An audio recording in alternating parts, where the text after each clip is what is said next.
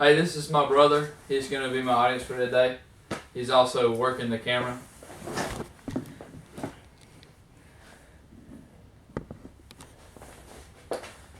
Have you ever taken a drive out in the country in late fall, passing the peanut fields and navigating your vehicle through a big cloud of peanut dust that just seems to consume the entire road as far as you can see?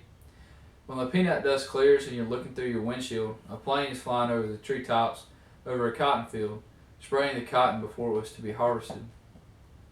Watching the plane soar over the cotton field as it pulls up over the treetops, in the adjacent field, 4 combines are cutting in a staggered line, harvesting corn. This is what most people think about when they think of traditional farming. The combines and the crop dusters spraying the fields with pesticides and herbicides to ensure that the crop does not have any disease in it. Traditional farming has been our heritage for many years, and it was the only source of food that most people had.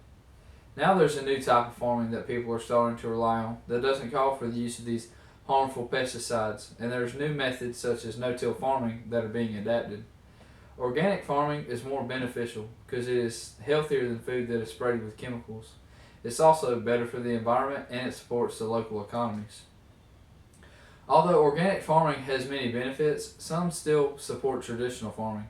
The big-time farmers will always support the ways of traditional farming. It was just something that was passed down from generation to generation in their family.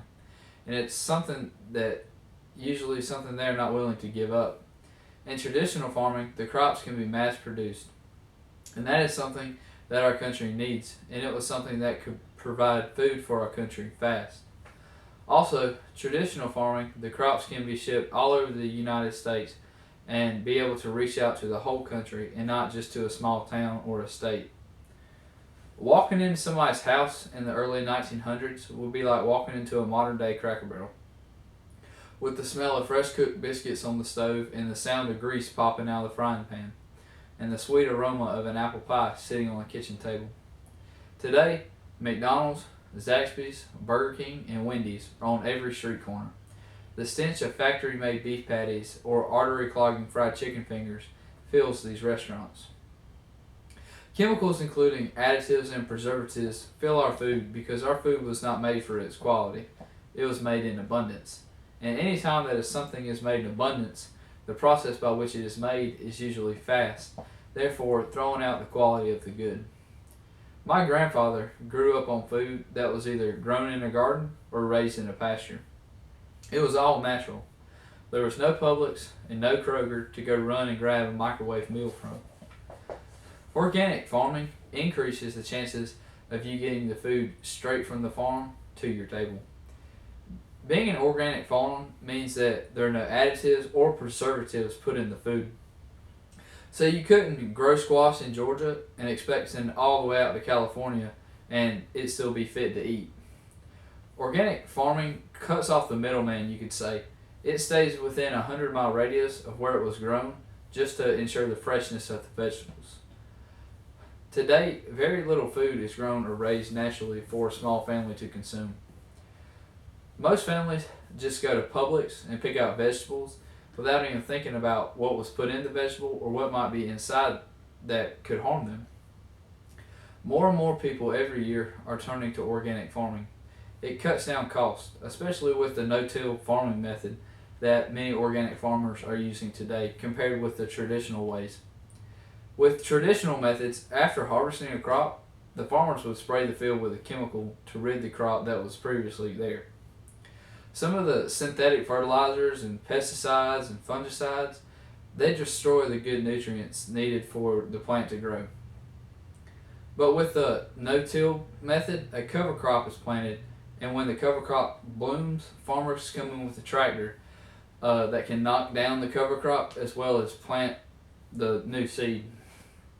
This method is very effective because it increases the water holding capacity and the water drainage. With the water holding capacity increased, that means that the farmers do not have to use their irrigation systems as much as they would if the soil had poor drainage. Also, if the soil has better draining qualities, there will not be a lot of standing water in the farmer's field. The soil would be allowed the crops to get whatever water they needed and not have any excess water where the soil would make it very hard to navigate a tractor in the field. Also with a bunch of standing water in the field, it would cause the seeds to rot that would already be in the ground.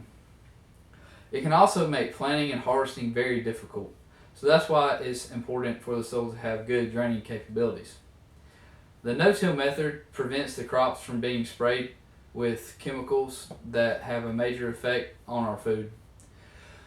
It allows crops to grow naturally and not be disturbed by anything other than Mother Nature herself. Uncontrollable diseases, death, and other negative factors have resulted from the use of pesticides. Chemicals that are used to make our food grow faster or protect us from insects that may harm plants, animals, or even humans. Chemicals can have a huge effect on the human body. The use of chemicals on non-organic crops have been linked with the causes of many types of cancer, including breast cancer as well as brain cancer. Many people do not associate the two things together, cancer and chemicals. Chemicals are used to treat your foods, but they also have more things in common than people would think. Sometimes the chemicals that the farmers use are systemic. Systemic means that a pesticide or herbicide moves throughout the plant to complete its job that is required to do. The chemical is in the plant when it's consumed, and then the chemical goes in the body after you consume it. Washing the plant will not remove this chemical because it is inside the plant. It works from the inside out. My mother was recently diagnosed with stage 4 breast cancer a year ago. When that happened, it changed the way my family did a lot of things. But one thing that it changed in particular was the foods that we ate. We went from eating just about anything we get our hands on to eating strictly organic foods. There really is a difference in the way the foods taste and how much you can benefit from eating organic foods. It wasn't until my mother was diagnosed with cancer that I realized how beneficial organic food is to your body. It gave me more energy. I felt better than if I was eating something that was pumped full of steroids or covered in chemicals, and there really is a difference. Within a week, I could tell a difference in my body, and it was almost scary not knowing that I had let my body get so overrun by all these foods that it was as if I was drowning and finally came up for air. Now that my mother is on the road to recovery, we still continue to eat organic foods because hopefully it will reduce the risk of me or anybody else in my family of having cancer or any other diseases that might be caused by the chemicals or these pesticides that are used on the crops. There are already a countless amount of ways to die out there. Some of them are more thrilling than others, but why would you want to die of something that you can enjoy? Something that you have to have in order for your body to perform its day-to-day task.